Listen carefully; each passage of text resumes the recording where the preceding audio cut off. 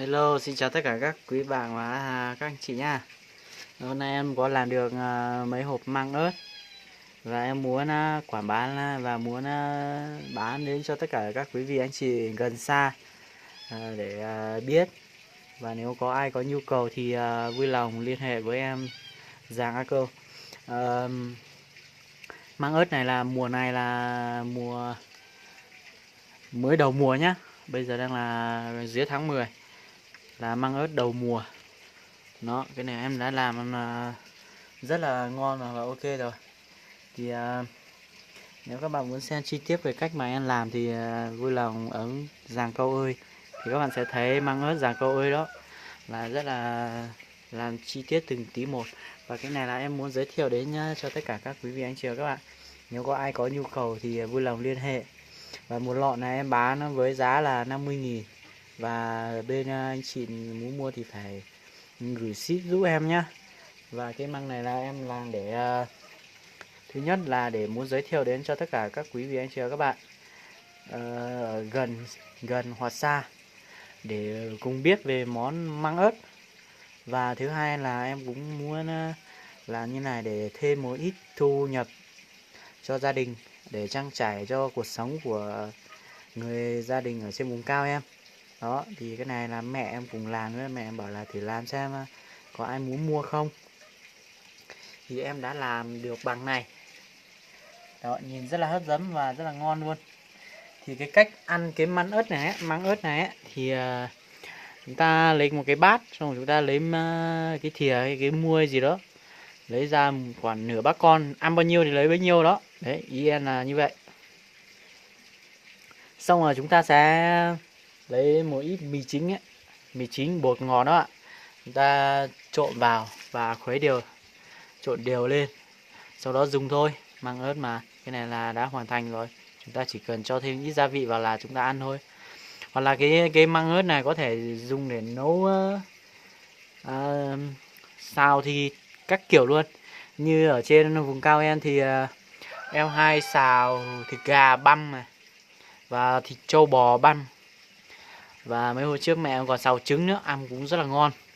Đó, nói chung là mình có thể làm bất cứ cái thứ gì mà mình thích. Đấy các bạn ạ. Đó thì ở đây là một cái khu mà làm việc của em hay làm ở sao mà. Đấy. Đó các bạn, nhìn rất là ok luôn đó. Đấy. Nhìn rất là ngon. Quá đẹp. Mà mặt ngoài này thì nhìn đẹp thật, nhưng mà mặt trong thì cũng không tệ đâu nhá. Em cũng đã thử ăn rồi, cũng rất là ngon. Vì nó chỉ là măng ớt thôi mà, nó có phải là một cái món gì nó đặc biệt đâu mà chúng ta phải nói vì tả nó là siêu ngon được, đúng không ạ? Thì ở trên vùng cao em thì em ăn như này thì cũng rất là ngon rồi, bởi vì vùng cao mà có cái gì ăn đâu, có gì ăn nấy, không có thì có khi còn không có cơm ăn đó các bạn ạ. Cho nên là làm cái này cũng rất là vất vả. Mấy hôm trước rồi, hôm qua hôm kia là đi lấy về, xong hôm qua là bóc với lại mang đi cắt từng miếng như này, xong rồi mình luộc. Và hôm nay là lại đi xay ớt xong rồi lại về luộc ớt nữa, xay xong rồi mình luộc cái nước ớt đó, xong rồi bây giờ mới trộn vào, mới cho vào cái lọ này mới thành phần như này đó các bạn. Đấy thì cũng rất là vất vả luôn đó. Thì nếu mà anh chị nào mà muốn mua thì hãy ủng hộ em một tí nhá. Em xin cảm ơn tất cả các quý cô anh chị và các bạn. Thì do là làm rất là vất vả nên là em lấy do mới làm nữa nên là em lấy 50.000 thôi. Thì mà một lọ này thì được khoảng 700 đến 800 ml nhá. Cái lọ này em cũng không rõ, bởi vì cái lọ chai nó không ghi này, là em đo. Em lấy cái chai trà xanh đó. Trà xanh thì 450.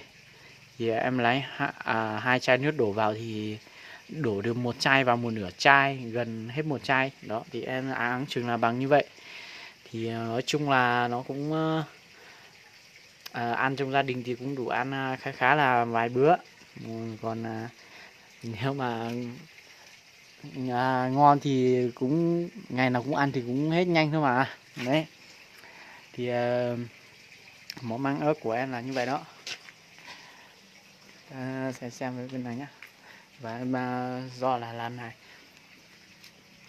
Em làm như này để nếu mà có bán được thì em sẽ bán, còn không bán được thì em sẽ mang đi chôn ở dưới đất đó.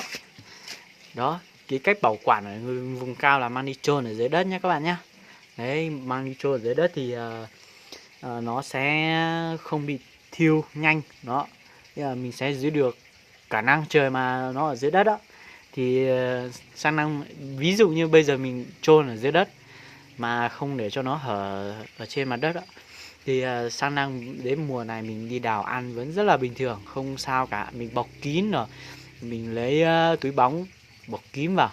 Đấy, kiểu như là bọc kín xong mang chôn dưới đất đó, là sang năm là mình lại mang đi ăn là cũng rất là tuyệt vời luôn, vẫn như mới nhá.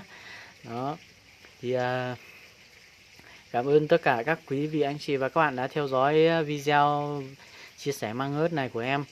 Thì em cũng xin cảm ơn, và nếu mà anh chị nào có nhu cầu muốn mua thì vui lòng liên hệ với em số điện thoại, và em để số điện thoại ở dưới video đó, hoặc là ở chỗ mô tả video đó.